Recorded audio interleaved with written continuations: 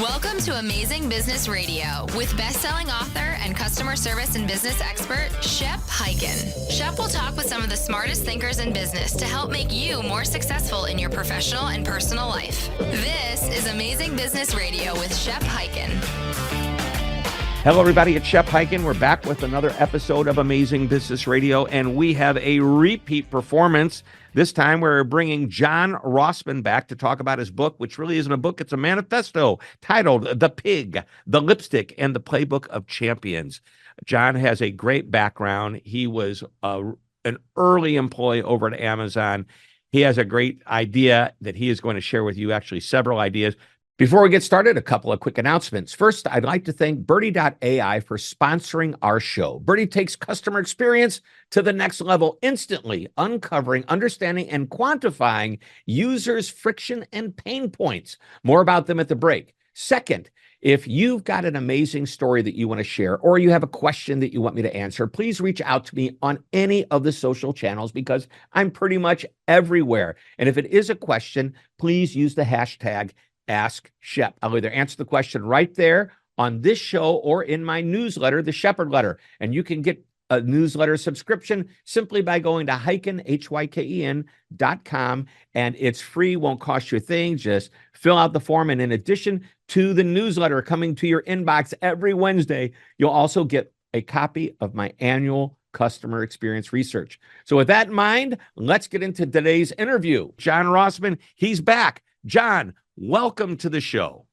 Thank you for having me again. So you're I can't believe you can stand me. Well, I tolerate you just fine. Thank you.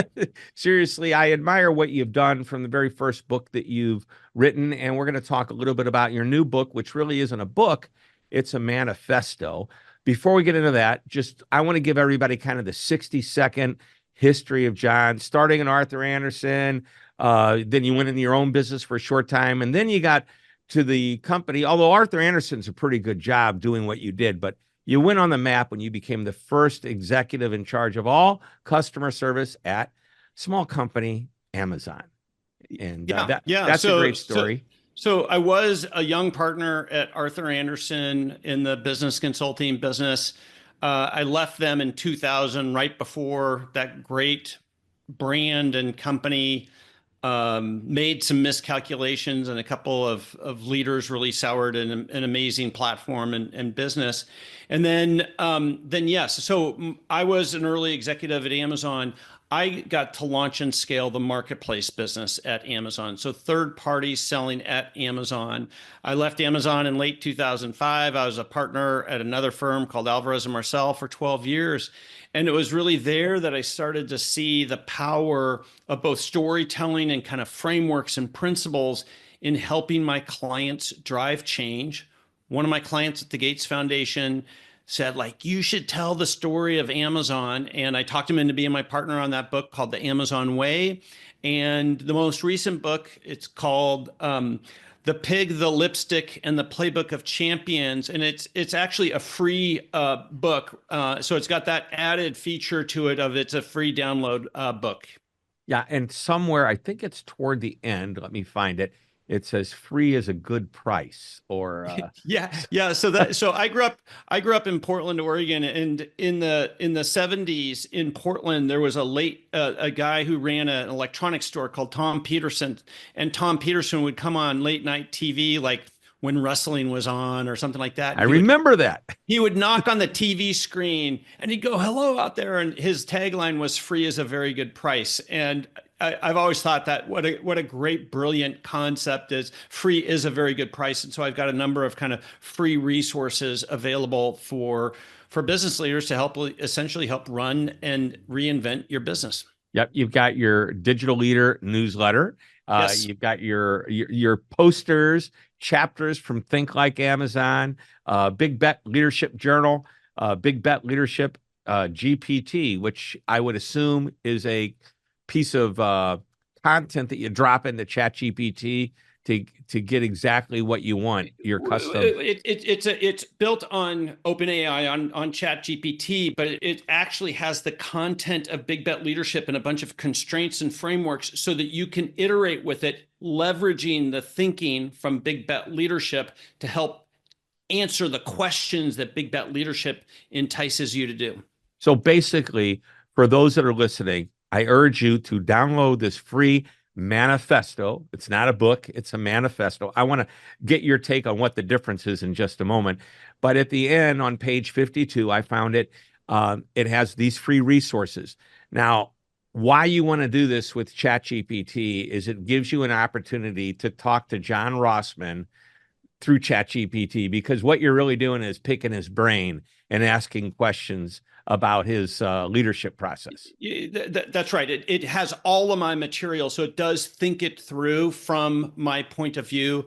But like all of this AI stuff, like you can't outsource the critical problem solving or diagnosis or recommendations, but it is an incredible catalyst for accelerating and providing different ways to see a situation and to write about a situation. So it is a superpower, but you got to think it through at the end of the day. Well, let's get into the book or manifesto. The difference between the two is, John? Well, a manifesto is a declaration of beliefs. That's fundamentally what it is. So it is a book, but that's what the purpose of a manifesto is, to say, here's what I believe. And so this book, more than any, is a statement of what I've learned over an almost 40-year career now in how to not just run a better business, but to run a business that's prepared to compete for the future, to be vital and growing and durable in the face of change and competition. And so, the subtitle of the book is Reclaim Your Competitive Advantage and Culture to Win. And I wrote this as my belief system of how good companies that have maybe lost a little bit of the edge are settling in terms of the customer experience or the value proposition, or from how they run internally, to restake your identity, to restake why customers should love you, and to compete for the future. And this is my belief system, and that's why I call it a manifesto, because I'm willing to say this is what I believe in. All right. So would you consider yourself, are you ready for this comparison or analogy, the Jerry Maguire of business, of general business? What a fascinating. Show me the money. No. Yeah. Well, but what he did say, he did have his, his I forget exactly what they called it, but kind of he wrote his belief system. He called it the manifesto. Yeah, he came in after, basically saying, I don't believe anything of what you're doing at the sports agency.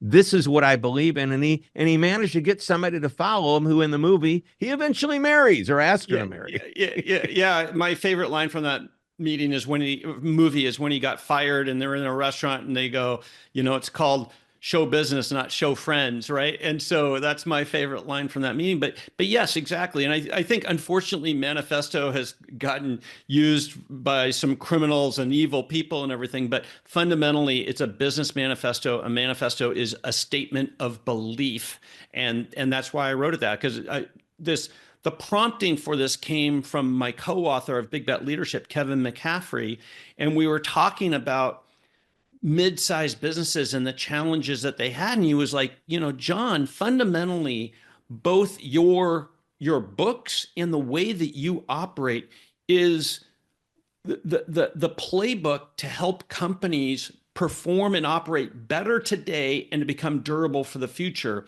And I listen when Kevin McCaffrey talks to me. He's a very astute business and observationalist. And so it's like, oh, that's interesting. But it required a different framing to put in place. And like everything I do, I try to make it very actionable. So it is a playbook, 3 sections. Each section has 3 or 5 different plays to it. And so it is meant to be put into action. Well, I'm going to go to the very back of the book where there's a quote from Michelangelo, and it is, the greater danger for most of us lies not in setting our aim too high and falling short, but setting our aim too low and achieving the mark. And this is, as you go back to the very beginning of the book, your focus on how mediocrity is really an enemy of business. Yeah, well, that quote is very personal to me, because I think of, and one of Amazon's leadership principles is think big. And I think just based on the way I was raised and the environment I was in, it's what I suffer from the most myself is actually having ambition and not suffering from imposter syndrome and actually dreaming big about changing something significant. And so I think that is a big aspect of what holds teams back is actually striving to be great, like, and not accepting mediocrity. And as we point out at the beginning of the book, the diagnosis is two core challenges. The first is suffering essentially from the innovator's dilemma. And the innovator's dilemma is the paradox that says, once we've become a successful company, we have a really tough time reinventing our value propositions, reinventing who we are. That's the innovator's dilemma. And the second is that we not just accept mediocrity in how we work together and what we expect from each other and the tolerances on how we serve customers, but that actually becomes the target, right? And so our aim lowers. And that's why that quote is I think such an important one, which is we should have ambition. You're not always going to hit it. But if you don't have ambition, you're on the path towards, as that quote says, like hitting something well below it. Yep. All right, let's go back to the title of the book. The lipstick on the pig thing is really, a pig is a pig no matter what you do to it. You can paint its nails, put lipstick on it, dress it up. It's still a pig. And I work with a lot of clients. I shouldn't say that I do work with I do have a lot of clients. About 10% of those clients call me because they need help. I'm a customer service experience expert. Most of the clients that call me are doing great. They just want to sustain it. They want to hear the message a different way, maybe get a couple of different insights. But the 10% that say, Shep, we need help. This is what happens.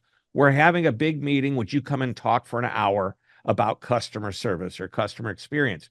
And their thought is, we're going to put a little lipstick on this pig. We're going to have Shep come in for an hour and he's going to change the whole culture. It's not going to work, okay? And as I was reading this book and thinking about how does this apply to what this audience listens to and why they listen to the show, that's what was going through my mind. The clients that think that a little small tweak is going to change everything from the service and experience perspective. So can we start there as far as like riffing on some of the ideas in the book? Yeah. So, you nailed it, which is the pig is our successful business, right? That's not a bad assessment, but the pig is our successful business, but over time we become set in our ways. We start lowering our bar. We become trapped by the innovator's dilemma. The lipstick is the lies that we tell ourselves about how next year we're going to grow more. Next year we won't disappoint our customers. Next year we're going to innovate and everything. Well, those are essentially lies to ourselves. And so the pig and the lipstick is the diagnosis of the problem. One of the plays that's within this book is about, it starts with creating humility and being fundamentally humble and being willing to admit, you know what, we disappointed a customer. You know what, we disappointed our employees. You know what, we disappointed our ambition. It starts from that. Now, there's very practical things that you can do to create more humility. But as both you and I work with these clients, fundamentally, so many of them, they go, no, this is the way we do it. This is what we think. We think we're pretty good and everything. And they are so rigid in their willingness to rethink something that if you don't create that basis for humility, you really can't get started on fundamentally fixing or improving the business. So an example of the way that you create humility, the two examples I'll give are doing a voice of the customer program, right? A voice of the customer program doesn't give the voice to a thrilled customer. It gives a voice to a persistent, disappointed customer, right? And giving that voice and making that voice of the customer program be loud and have significant sway in the organization to make change happen. That's something we did at Amazon. And it was this lightweight, cross-cutting program that really helped us not get trapped in our silos and trapped in our metrics. But metrics are actually the second key move, is the way that we measure customer experience and set the bar for what customer experience is is fundamentally like the signals, the fuel that we get every single day that tells us, what do our customers actually think? How did we disappoint them? One of the things I believe in is that companies way oversubscribe to customer surveys and what customer surveys tell them, and they undersubscribe to how they carefully design and use metrics in order to actually measure the actual customer experience. And then resetting, they measure to the average versus to the extreme on those measures. And so what they have is they measuring the average customer experience. Well, the problem with a normal distribution on an average metric is that means that there's 15 to 20% of your customers who are getting a very subpar experience. Yeah, they expect more, want more, and you're giving them what you think is what most people want, and most people may not be good enough. I was an engineer. I was a partner at Arthur Andersen. I was a green belt before I went to Amazon. How we designed and used metrics at Amazon is a playbook all unto itself. It is, as I said, like the fuel to give you signals about how customers are truly experiencing your brand and your service. And that's why I think that those two things start the basis of creating humility to be able to rethink what are we as a business and to retarget your ambition. So I think we could probably have an entire show devoted to the last 20 seconds of what you just said. But right now we're going to take a break. And when we come back, I want to dive a little bit more into the book and talk about some of the true, what I would call practical takeaways, which you've already shared some of them, but specifically, I want to get into the 5 plays for taking big bets, which I know ties into one of your more recent books, and how you recognize and avoid the success trap, which I think is getting caught in mediocrity. And I will talk about that quote from Howard Schultz related to playing defense, which happened. So let's take a short break. We're going to be right back. We have been talking with John Rossman, who is an author, a business person, in his most recent book / manifesto. Please get it. It is, I want to make sure I get it right, The Pig, the Lipstick, and the Playbook of Champions. We'll be right back. Don't go away. I'd like to take a moment to thank Birdie.ai for sponsoring our show and share a little bit about what they do. Birdie.ai turns customer feedback into actionable insights by consolidating that feedback from multiple sources into one AI-powered platform. With Birdie, you'll be able to uncover hidden patterns and trends and turn them into actionable insights to make smarter decisions about CX and product strategies. The result of all of this ties into 3 of the most important outcomes for any business. First is a reduction in customer churn. Second is improved NPS and customer satisfaction ratings. And third is boosting customer retention. Birdie.ai effectively empowers customer experience teams with superpowers that do all of that and more. Discover the power of Birdie. Visit Birdie.ai. That's BIRDIE.ai today. Birdie, where insights meet action. You're listening to Amazing Business Radio with best-selling author and customer service and business expert, Shep Hyken. We are back on Amazing Business Radio. We are talking with John Rossman, who is the author of The Pig, the Lipstick, and the Playbook of Champions. And this is what is, I'm just going to throw this out here. I've written 8 books myself. One of my most popular books is only 60 some odd pages. It's small. It's got big writing. It's called The Loyal Customer, a lesson from a cab driver. And I even put in parentheses, it's not a book. It's a lesson. And you now have created, it's a total of about 52 pages, I believe. It's big letters. There's graphics on it. It takes about 20, 25 minutes to go through, read with so much value of it. And I'm thinking, wow, I get it. It's more than a book. Well, actually, it's not more than a book. It's different than a book. And you want to call it a manifesto because it's what you believe, that's fine. But the numerous takeaways that you have are throughout the book. Let's go to the quote from Howard Schultz. I'm just going to do the first part of it. And that is, the worst thing that a company can do, like a sports team, is start playing defense because you're afraid to fail. That is a disease. And he goes on for the rest of the quote to mention how Starbucks, over time, it may have happened to them. But I think that that's part of the idea of saying, okay, we gotten to a point, we're successful. Now let's hit that, mediocrity level that they don't even know they're going after. Yeah. So that came from a short, direct quote from a very long form recent conversation with Howard Schultz, that was his diagnosis of what happened wrong at Starbucks, largely under his own leadership. And that's what I found so valuable about it, was like, it was gloves off clinical diagnosis and not kind of happy talk, and everything, right?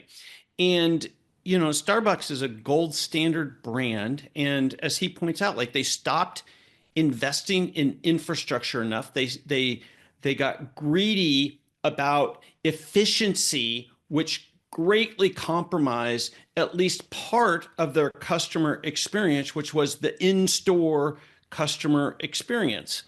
And I think that we all think of this kind of like disruption as kind of this past concept of Blockbuster and Circuit City or whatever, but it's happening today. And just think about the set of great American companies that are in the middle of a major reset and crisis right now. So listen to this. This is the set of four that I think about right now. So Starbucks being one of them, Boeing, Intel, and Nike, right? Yep. And you mentioned these in the book. Gold standard companies that are facing their version of kind of accepting mediocrity and suffering from the innovator's dilemma. And that is what I think so many companies are facing right now. Successful companies, is they stop having the ambition to be better than they are today. And that's the playbook I try to deliver, is how to deal with that combination of, we're successful or we were successful. How do we continue to have ambition? One of the things I admire about Amazon, who you worked for what, 12 years you were there? 5 years. 5 years. Okay. 12 years ago, maybe. I don't know. Yeah, exactly. Exactly. Anyway, 5 years. And this is what intrigues me. Even today, I wrote a comment based on an article that I read about how Amazon's taking try before you buy, which was the ability in their fashion department, if you want to call it that, to take 6 items and keep what you want, return the others. And they made it real easy. And they're dropping it for a couple of reasons. One of which is they have a new technology that'll make the try before you buy somewhat obsolete, because they're using AI to support it. But number two, I started thinking, I think in addition to that, which, by the way, they gave a really valid reason of why, it's like when they got rid of the dash button, which was a button that was tied to a product. You were probably involved with this. Right. Was this before, after, during? Slightly after me, but I'm very familiar with the team and the concept of the dash button. And I think it was a great metaphor that didn't work. It was an experiment. But it did work. The goal was to make it convenient for you to get dishwashing detergent and razor blades by giving you a little doorbell that connected to your Wi-Fi that whenever you pushed it, automatically ordered your product. How easy can that be? And I wrote in my Convenience Revolution book that it was so easy, they found an even easier way, because they're constantly innovating and trying to make themselves better. And they said, you don't have to go look for the button or go in the other room and push the button that's near your razor blades or near your washing machine. Now you just scream. I've got Alexa in the background, so I have to be careful. She's going to light up when I say her name, but it's like, just get me more razor blades, and you just say it and it happens. And to me, that was a way of improving on something. It was like, how could you even improve on that? It amazes me. What this points to is really the third section of the book, which is about taking big bets. And the concept of big bets, the big is the ambition. It's actually not the size of the bet. The bets are small relative to the size of the business. But being able to think of everything as an experiment and really have that mindset of we're going to have a set of durable beliefs about how we compete, how we service the customer, how we create value. And we're going to keep a portfolio of things that we are going to try with the intention of them winning, realizing that a lot of them will not. That is the innovator mindset right there, which is understanding that failure comes with the game of innovation. And that's one of the things that I admire so much about Amazon is they are not afraid to fail. They fail until they discover a big business, and then they keep experimenting on top of it and everything, right? And they do not suffer from being satiated from where they are today. And that's really what Andy Jassy is trying to do, is to recalibrate back to Amazon. And that was really where I got the framing of reclaiming, because that's really what Andy Jassy is trying to do at Amazon, is kind of reclaim the speed, the intensity, the accountability, the customer obsession that we had in the early days at Amazon into a business that grew very quickly, largely through the pandemic, and they're trying to reset their culture right now. And so that's really where I got the notion of reclaiming your competitive advantage, because that is what Amazon is doing right now today. And if Amazon feels the need to do that, my guess is that there's a number of other companies that need to do that too. Do you think, we can learn from the best? And Yep. And, one of the comments, I think it might have been Richard Branson who said, we want to, or maybe, I think it was Richard Branson. He asked the question when somebody said, I want to be as good as Virgin. I want to be as good as Amazon. And he says, are you willing to do what it takes to be as good as them? Because it's not like coming up with one idea. It's not comfortable either. And that's where kind of culture comes into this, which is, if you set your ambition, you have to be willing to hold each other accountable. You have to strive for results, and true accountability has to come with it. And that's what champions are willing to do, which is to create true accountability relative to, achieving the mission that they're setting out on. And you use the word culture. So I'm going to say that part of the culture, if you're going to be innovative and you're going to push to do the things you're talking about over the last 20 minutes or so, 25 minutes, I would say that you have to be willing to let and encourage your employees to fail. Encourage them to try new things, be entrepreneurial within boundaries, I'm sure. This is where frameworks and language is so important. You used those words earlier, yes. Because when it comes to execution, our tolerance or our ambition should be very high, very precise, because we are perfecting this. That's why the second section is called Chasing Perfection. Relative to the other playbook, which is Taking Big Bets, which is about experimentation. And so what I have seen in far too many companies is that they use the notion of experimentation and failure when actually it's like, no, we should be able to be extremely high tolerance driven and have a very high SLA for this, because it's no longer an experiment, it's a scaling exercise. But again, that's where having a framework and language so that we know, well, which part of this playbook are we in? Are we in the chasing perfection part of this playbook, or are we in the taking big bets innovation part of this playbook? Because the mindsets have to be different. Yep. And to your point, there needs to be a framework. There needs to be some structure in place, because there needs to be guidelines. As you're talking, I reminded of an interview we had on this show with Horst Schulze, the first president of the Ritz-Carlton chain. They have I'll call it a policy, a rule, whatever. It's a standard. If a guest is upset, anybody in the hotel, from housekeeping to the general manager, can give up to $2,000 of value to this guest in order to get this guest to be happy.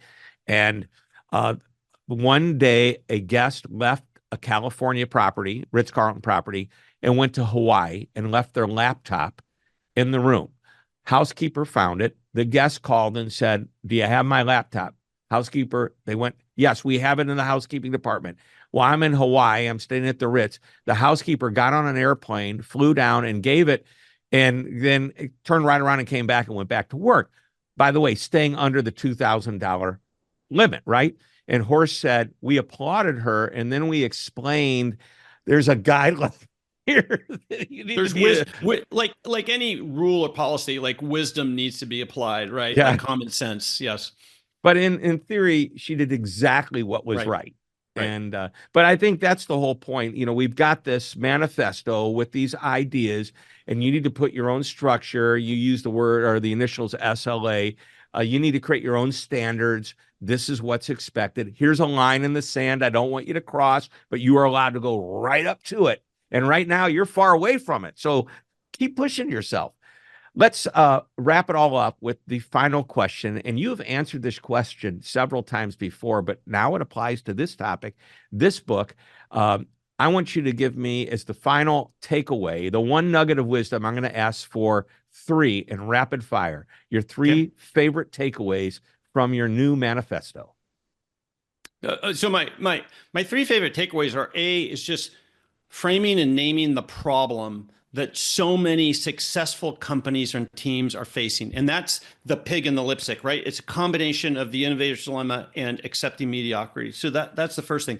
The second thing is that I've integrated in culture and execution and innovation into a holistic framework to run the business and to continuously improve the business. And my third favorite thing was I told more of my personal story in this book that I've never shared before, and everything about, how I grew up and the low expectations that everybody had of me growing up. And that it was only when I started to adjust my personal ambition that I've been able to accomplish what I've accomplished. And I think that that's part of my story. And that's what I wish for everybody, is to have ambition. It's a good thing to have ambition, and then be systematic about how you attack it. Yeah, I think, and how you attack that ambition is often what makes the difference between That's right. not only successful people, but admired people. It starts with will, right? It starts with the ambition of having it and everything. And that's what I didn't grow up with. I had to recalibrate myself, or have other people recalibrate me, of like, no, you should have the ambition, and that's a good thing. You know what I love about this is we have now spent about 30 minutes talking about this, which takes longer to listen to this episode than to actually read the book. And so and I just want to remind everybody, it's a free book. So it's free. We're going to let everybody know it's free. Free is a very good price. Free is a very good price. If you go to rossmanpartners.com or Google the book and everything, you'll get to the webpage. You can download it. It's a free ebook. And I wrote it for people to put to work. Well, I love it. And John, I love that you're back. I think I've got to look. This could have been your 4th time. You may break the record at this point. I don't think I've ever had anybody on. I love what you're doing. I love what you stand for. I love the latest manifesto, the pig, the lipstick, and the playbook of champions. John Rossman, this is why we call it Amazing Business Radio. Thank you for being amazing. You're amazing, Shep. Well, thank you. All right, everybody, that wraps it up. Another interview. We will be back next week, and I promise you it will be another good one. And until that time, this is Shep Hyken reminding you to always be amazing.